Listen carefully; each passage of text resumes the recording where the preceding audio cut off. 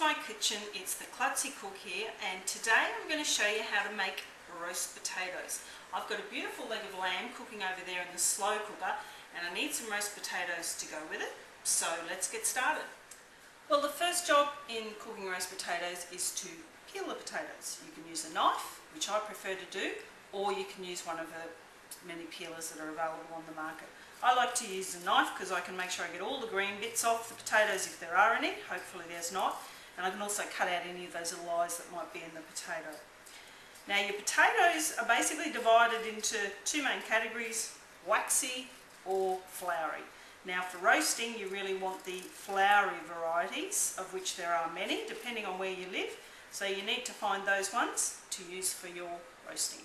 Now once you've finished peeling your potatoes, you want to give them a really good scrub and get off any of the dirt that might be on them, and then cut them into the size you like. Some people like really big chunks, other people like them a little bit smaller and finer.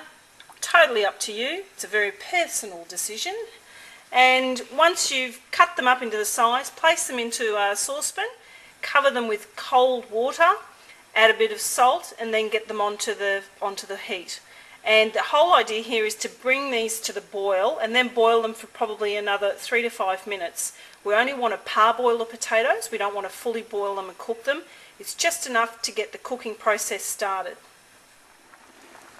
So here's my potatoes boiling away nicely. I'm just going to give them a little jab to see how well they're done. Now the knife, that's good. They're really good actually. The knife's just going into the top, so that's probably about enough. So I'm going to take them off the boil, drain them, and then we'll move on to the next step.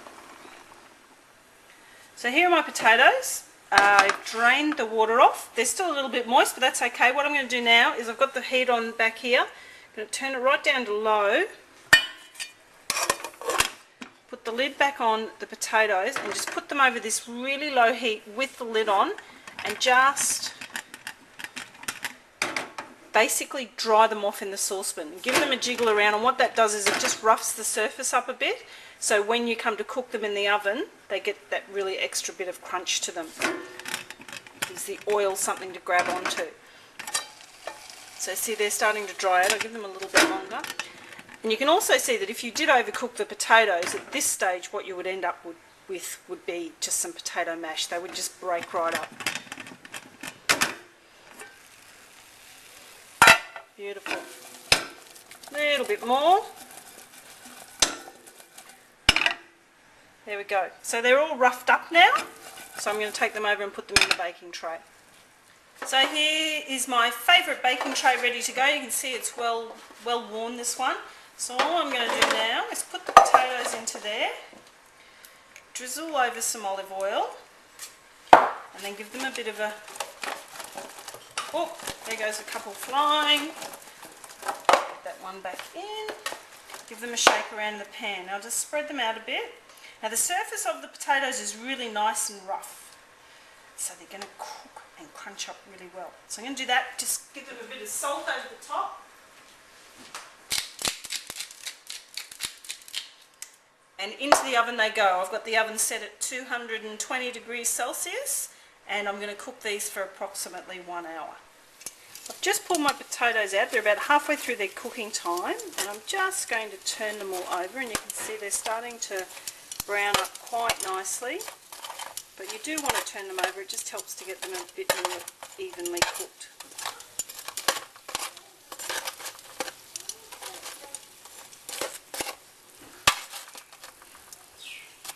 So here we go, the potatoes have been going for an hour. They're finished, they're beautiful, they're golden, they're crispy, and they're going to make a beautiful side to my roast leg of lamb. They're perfectly roasted, and I hope you enjoy them as much as my family does.